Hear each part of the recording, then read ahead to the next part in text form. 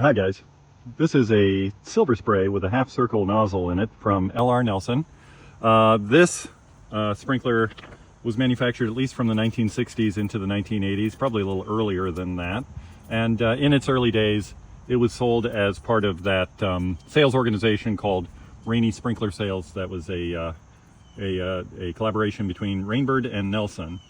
And later in my 1980 catalog, I show them as having changed the threads for the nozzle such that it accepts the same kind of nozzles, almost that champion style brass nozzle, if you know what I mean, that the other sprays in the Nelson line took. But otherwise, it's manufactured in much the same way. You'll see it has kind of a real chunky brass inlet on it. The internals are all brass, so is the nozzle.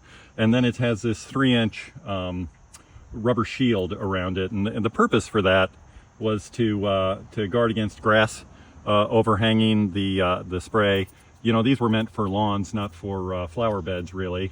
And any irrigation system that had these flush mount sprays in them, you'd see sort of this interesting circular pattern in the grass, and there would be a depression that this sat in the middle of it, and the grass would grow into them sometimes and impede the spray performance, and they were trying to avoid that here with that guard. And then the other bit was to protect your lawnmower blade. So they felt, probably rightly, that if your mower were going to hit a flush mount spray, it'd be much better if the flange on that thing was made out of rubber than made out of brass like the rest of them on the market, and that would do a heck of a lot of damage to your less damage to your mower blade.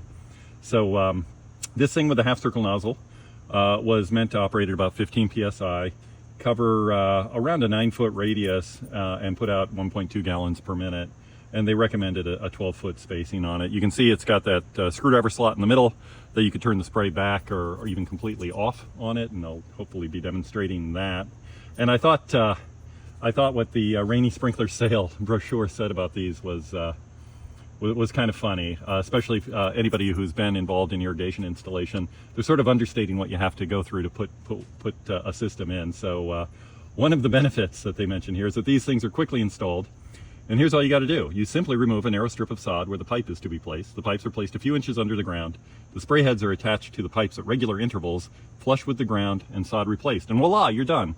Somehow magically the water gets to the pipe gets under your sidewalks, or if, this thing's from like 1963, so you're living in your mid-century modern house with your brick planter out front, and the pipe gets under there from the water supply somehow magically.